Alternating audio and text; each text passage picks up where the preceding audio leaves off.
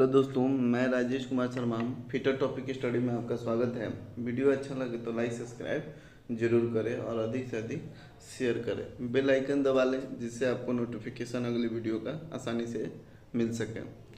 अगर आपको लगता है कि क्वेश्चन आसान है ना, तो आप कृपया कर कॉपी पेन लेके बैठें और आप देखें कि कितना क्वेश्चन सॉल्व कर पा रहे हैं, है ना। ये सेशन का हमारा 201 नंबर क्वेश्चन है। निमी बुक चल रहा है, ये बहुत ही इंपॉर्टेंट बुक है। किसी भी कंपटीशन में जाइए तो इसी बुक से क्वेश्चन आता है। आपको भी मालूम है, अगर कंपटीशन का तैयारी करते हैं कुछ लैंग्वेज में दिक्कत होता है तो निमी का बुक जानते ही हैं, दिक्कत होता ही है थोड़ा बहुत, तो उसको आप मैनेज कीजिएगा। देखिए क्वेश्चन नंबर 1 है हमारा, सीट मेटल वर्क में सहायक उपकरण का नाम क्या है ना। सीट मेटल वर्क में सहायक उपकरण का नाम क्या है। यहाँ फिगर देखेंगे हम लोग, ये क्या है भैया, स्टेक का फिगर है। ऑप्शन देखेंगे इसका, ऑप्शन ए है फनल स्टेक, ऑप्शन बी है हैचेट स्टेक, ऑप्शन सी है half moon stake, option D है राउंड बॉटम स्टेक। तो इसका क्या हो जाएगा, हाफ मून स्टेक है। ये क्या है भैया, हाफ मून स्टेक है।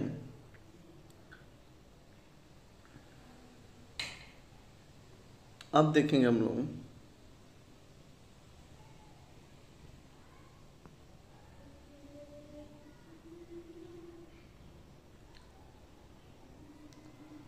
नेक्स्ट क्वेश्चन, रिवेट को अंतिम आकार देने के लिए किस रिवेटिंग टूल का उपयोग किया जाता है।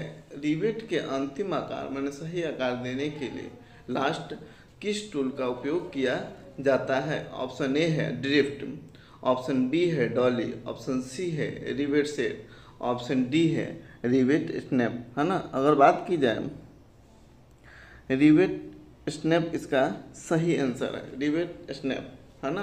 रिवेट स्नैप का उपयोग जो होता है अंतिम आकार देने के लिए किया जाता है।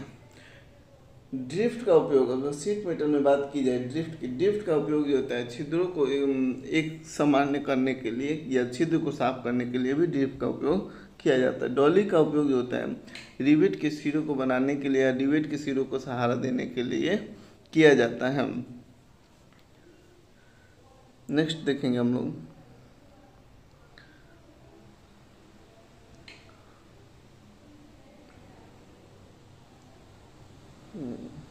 क्वेश्चन पीछे चला गया। इस रिवेटिंग दोष का नाम क्या है ना। ये जो है रिवेटिंग किया गया, इसमें दोष है। कौन सा दोष है भैया। ऑप्शन ए है सैंक पर बहुत कम अलाउंस, सैंक पर बहुत अधिक अलाउंस, और सी है रिवेट का सीट सैंक के साथ केंद्रित नहीं है। आगे देखते हैं, डी ऑप्शन देखते हैं हम लोग। रिवेट के सिर सैंक के साथ लंबवत में नहीं है। इसका सही आंसर है दोस्तों 200। इसका है सैंक पर बहुत अधिक अलाउंस दिया गया है। सैंक में क्या दिया गया है, बहुत अधिक अलाउंस के कारण ऐसा दोष होता है। एक बार देख लीजिएगा बुक से आप लोग, जिससे फिगर भूलेंगे नहीं आप लोग, है ना। यह टाइम का भी ध्यान रखना पड़ता है। रिवेटिंग में फ्लूइड टाइट ज्वाइंट बनाने के लिए प्रयुक्त टूल का नाम बताएं, है ना। रिवेटिंग में फ्लूइड टाइट ज्वाइंट बनाने के लिए प्रयुक्त टूल का नाम बताएं। देखिएगा जरा, ऑप्शन ए है ड्रिफ्ट, ऑप्शन बी है रिवेट स्नैप, ऑप्शन सी है फुलेरिंग टूल, ऑप्शन डी है कॉकिंग टूल, है ना। इसका सही आंसर है सी फुलेरिंग टूल। क्या है भैया, फुलेरिंग टूल। फुलेरिंग टूल आप देखे होंगे, सीट को लॉक करने के लिए इसका उपयोग किया जाता है।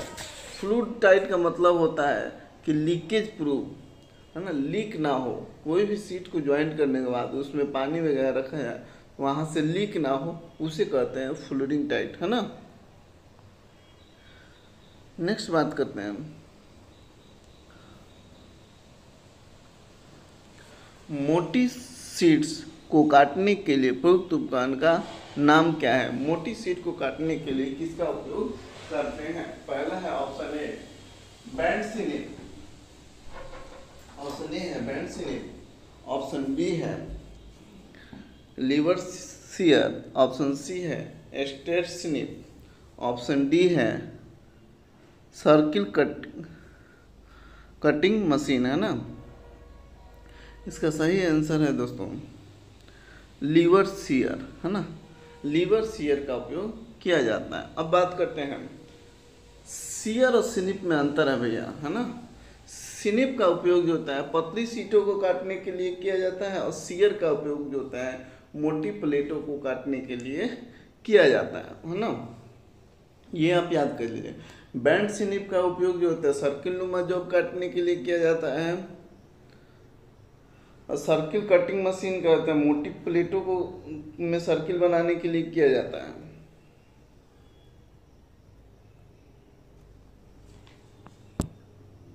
नेक्स्ट क्वेश्चन,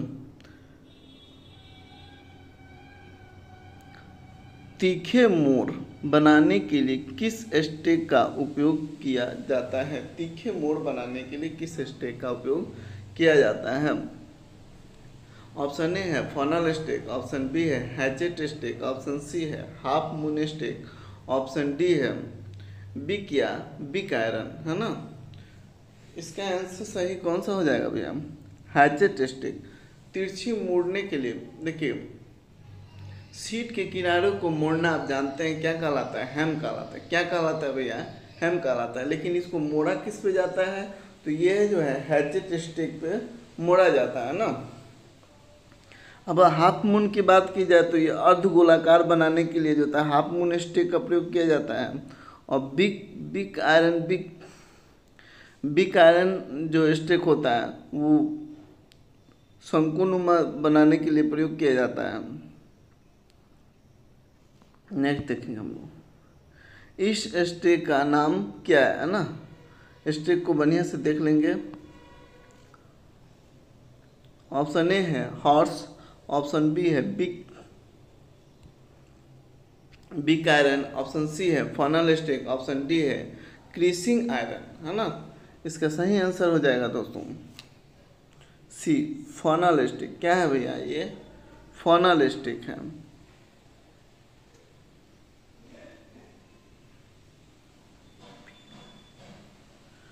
टीन की चादरों की सोल्डिंग के लिए किस फ्लक्स का उपयोग किया जाता है? ये बहुत ही इंपॉर्टेंट क्वेश्चन है।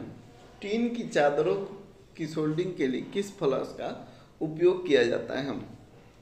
ऑप्शन ए है रेसिन, ऑप्शन बी है पेस्ट, ऑप्शन सी है जिंक क्लोराइड, ऑप्शन डी है अमोनिया क्लोराइड, है ना। इसका सही आंसर है दोस्तों टीन के लिए जो होता है जिंक क्लोराइड का प्रयोग किया जाता है ना। तो आप पूछेंगे रेजिन का प्रयोग कहाँ किया जाता है? रेजिन का प्रयोग जो होता है इलेक्ट्रिक सामानों को वायरों को जोड़ने के लिए पेस्ट किया जाता है। पेस्ट का उपयोग भी वहीं किया जाता है। अमोनिया क्लोराइड का प्रयोग जो होता है आयरन शीट को जोड़ने के लिए किया जाता है ना। एक बार आपको हम सब याद कराते चलेंगे, एक बार ध्यान से सुनिएगा आपके वो। आयरन शीट के लिए अमोनिया क्लोराइड का प्रयोग किया जाता है। गैल्वेनाइज शीट के लिए हाइड्रोक्लोराइड का प्रयोग किया जाता है। टिन शीट के लिए जिंक क्लोराइड का उपयोग किया जाता है। पीतल के लिए जिंक क्लोराइड, तांबा के लिए अमोनिया क्लोराइड, गन मेटल के लिए रेजिन का प्रयोग किया जाता है ना। एल्युमिनियम के लिए स्टीरीन का उपयोग किया जाता है और ब्रेजिंग के लिए सुहागा का उपयोग किया जाता है। अगर आपको ये जानकारी अच्छी लगी हुई तो वीडियो को पॉज करके आप लिख लिया कीजिए। नेक्स्ट क्वेश्चन देखेंगे रूफिंग और पैनलिंग के लिए शीट धातु के जोड़ में किस सीम का उपयोग किया जाता है? देखिएगा ये भी बहुत ऑप्शन ए है लैब सीम, ऑप्शन बी है डबल सीम, ऑप्शन सी है ग्रूवेट सीम, ऑप्शन डी है डबल ग्रूवेट सीम। इसका सही आंसर है दोस्तों डी डबल ग्रूवेट सीम का उपयोग किया जाता है। रिवेट इंटरफेरेंस क्या है? ऑप्शन ए है चादर की मोटाई, ऑप्शन बी है रिवेट का व्यास, ऑप्शन सी है हेड बनाने के लिए लंबाई और डी है रिवेट के लिए आवश्यक टूल।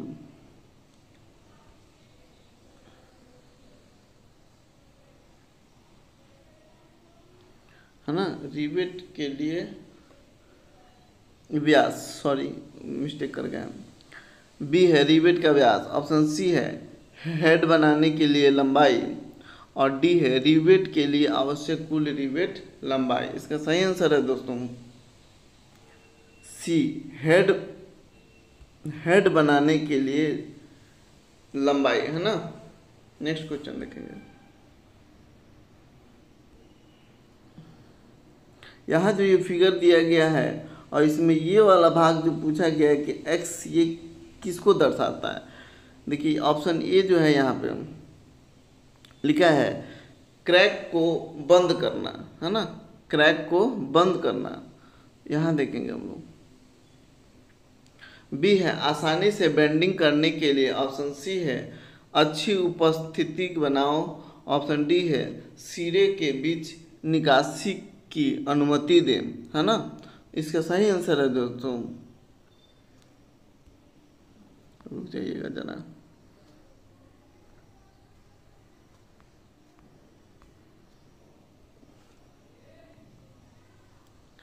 ऑप्शन नंबर ए ही है क्रैक को बंद करना।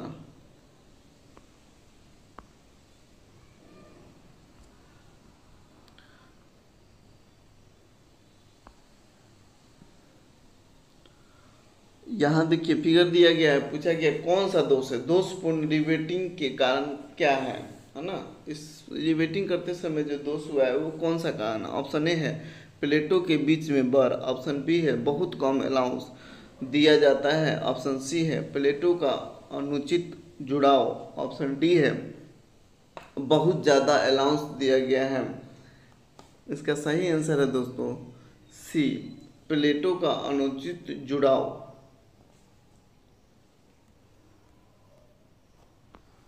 नेक्स्ट क्वेश्चन देखेंगे। साइड किनारे से पहली रिवेट की दूरी कैसे निर्धारित की जाती है। ऑप्शन ए है 3 इंटू रिवेट का व्यास, ऑप्शन बी है 2 इंटू रिवेट का व्यास, ऑप्शन सी है 2.5 रिवेट का व्यास, ऑप्शन डी है 3.5 इंटू रिवेट का व्यास। इसको जरा समझिएगा, ये जो सीट होता है ना, ये रिवेट, तो इस किनारे से लेके रिवेट की दूरी कितनी होनी चाहिए, तो ये जो होना चाहिए 2 इंटू रिवेट का व्यास। है ना, नेक्स्ट क्वेश्चन देखिए। हाथ कतरनी मशीन में एक्स के रूप में चिन्हित भाग क्या है ना, यहाँ देखिएगा।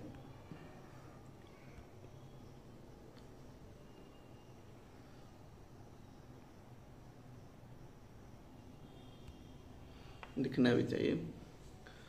ये x के रूप में जो दिया गया उस भाग का नाम पूछा गया है, तो ये भाग कौन सा कहलाएगा भैया। ऑप्शन ए है क्लैम, ऑप्शन बी है लीवर, ऑप्शन सी है निचला ब्लेड, ऑप्शन डी है ऊपरी ब्लेड। है ना, इसका सही आंसर हो जाएगा ये जो है आपका आर्म लीवर है। क्या है भैया, आर्म लीवर है। ये देखिए निचला ब्लेड ये है, ऊपरा ब्लेड ये है, जो डी ऑप्शन है ना। 215 नंबर क्वेश्चन देखेंगे आप लोग। सीट मेटल वर्क में स्टेक का क्या लाभ है ना। सीट मेटल वर्क में स्टेक का क्या लाभ है। ऑप्शन ए है तेज करना, ऑप्शन बी है सहायता प्रदान करना, ऑप्शन सी है rest of workpiece, option D है उपकरण को नुकसान से बचाएं। इसका सही आंसर है दोस्तों सहायता प्रदान करना। आप जानते हैं स्टेक क्या है, एक सपोर्टिंग डिवाइस है जिसका उपयोग जो होता है रिवेटिंग करने या सीट मेटल में सीट को सहारा देने के लिए किया जाता है ना। नेक्स्ट क्वेश्चन देखिए, ये भी बहुत इंपॉर्टेंट है कि वो समझना है और बहुत आसान भी है। देखिएगा रिवेटिंग में एक्स रूप में चिन्हित उपकरण क्या है ना। रिवेटिंग में एक्स रूप में उपकरण जो दिया गया है वो क्या है। ऑप्शन ए है डॉली है, ऑप्शन बी है रिवेट सेट है, ऑप्शन सी है फ्लूरिंग टूल है, ऑप्शन डी है कॉकिंग टूल है। यहाँ थोड़ा सा समझिएगा आप, ये जो है एक्स रूप में दे दिया गया है वो क्या है, कॉकिंग टूल्स। कॉकिंग टूल्स है, कौन सा टूल है भैया, कॉकिंग टूल्स है। यहाँ एक क्लियर करते थे, यहाँ एक बहुत बहुत ही इंपॉर्टेंट क्वेश्चन पूछता है, कॉक से रिवेट के किनारे को जो दबाने के लिए या उसको लीक प्रूफ बनाने के लिए जिस टूल का उपयोग करते हैं वो क्या कहलाता है, कॉकिंग टूल कहलाता है ना। सीट के किनारे जो अगर होगा, सीट के किनारे से लीक प्रूफ बनाना होगा तो वहाँ कौन सा टूल का उपयोग होगा, फ्लूरिंग टूल। फ्लेयरिंग टूल्स कौन सा होगा भैया, फ्लेयरिंग टूल्स।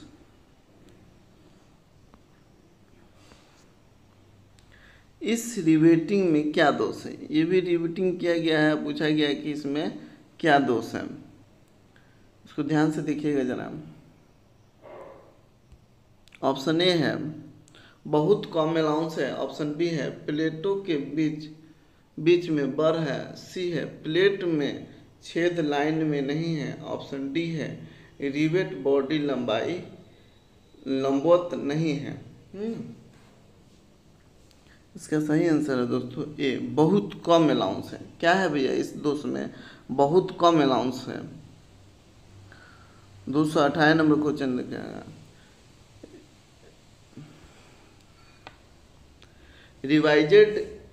रिवाइजेड एज है ना, प्लेट को दबाकर द्रव तंग संयुक्त बनाने के लिए किस उपकरण का उपयोग किया जाता है। ऑप्शन ए है डॉली, ऑप्शन बी है ड्रिफ्ट, ऑप्शन सी है कॉकिंग टूल और डी है फ्लूरिंग टूल।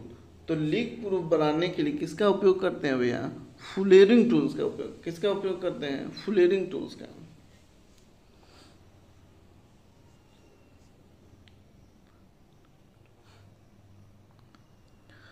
दूसरा 19 नंबर क्वेश्चन देखिएगा, विभिन्न प्रकार के हेम और सीम बनाते समय अलाउंस की आवश्यकता क्यों होती है। अच्छी दिखावट के लिए, किनारों को नुकसान से बचाने के लिए, ऑप्शन सी है सीम पर ओवरलैपिंग से रोकने के लिए, ऑप्शन डी है सही आकार बनाए रखे ताकत में सुधार के लिए, है ना। इसका सही आंसर हो जाएगा दोस्तों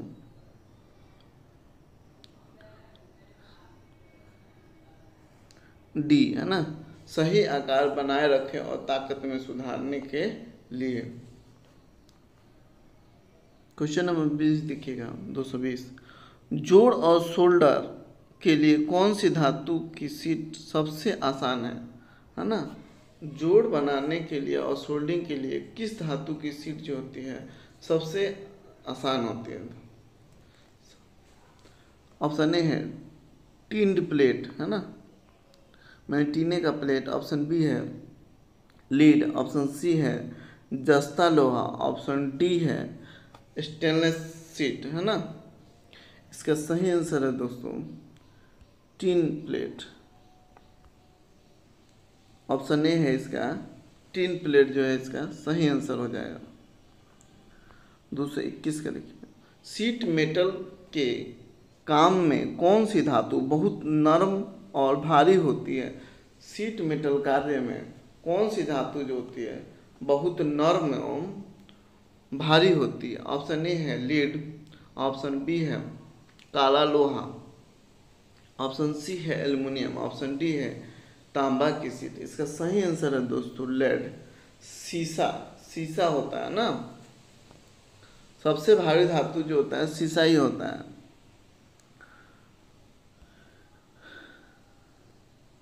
कौन सी धातु की सीट पानी और मौसम के संपर्क को झेल सकती है। कौन सी धातु की सीट जो होती है पानी और मौसम के मार को झेल सकती है। ऑप्शन ए है ब्लैक आयरन, ऑप्शन बी है कॉपर सीट, ऑप्शन सी है स्टेनलेस सीट, ऑप्शन डी है जस्ता लोहा।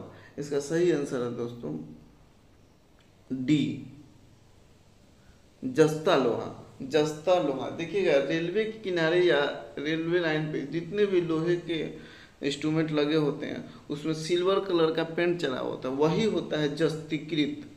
वो पेंट नहीं होता है, वही होता है जस्ता का परत चढ़ाया जाता है उस पर।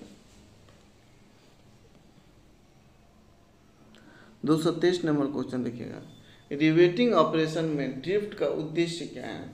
ये कई बार ड्रिफ्ट आ गया और आपको अब याद हो जाना चाहिए ना।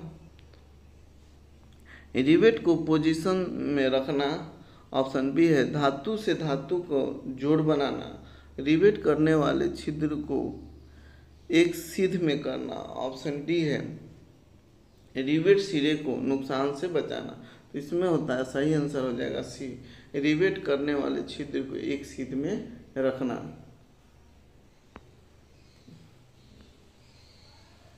देखिए ये क्वेश्चन इसके पहले भी बताए थे, अभी आ गया फिर। ये पूछा गया है यहाँ जो है रिवेट में एक्स के रूप में चिन्हित टूल का नाम क्या है। तो आपको बताया है ना, सीट के किनारे जो दबाएगा वो क्या कहलाएगा, फुलरिंग कहलाएगा। क्या कहलाएगा, फुलरिंग कहलाएगा। अगर यही इस किनारे को दबाता तो वो क्या कहा, कॉकिंग टूल्स होता है। कौन सा होता है भैया, कॉकिंग टूल्स। देखिए यहाँ ऑप्शन दिया होगा, देखिए दिया है ना, डी है फुलरिंग टूल और सी है कुकिंग टूल। तो इसका सही आंसर है भैया फुलरिंग टूल्स। आज का हमारा सेशन का लास्ट क्वेश्चन है।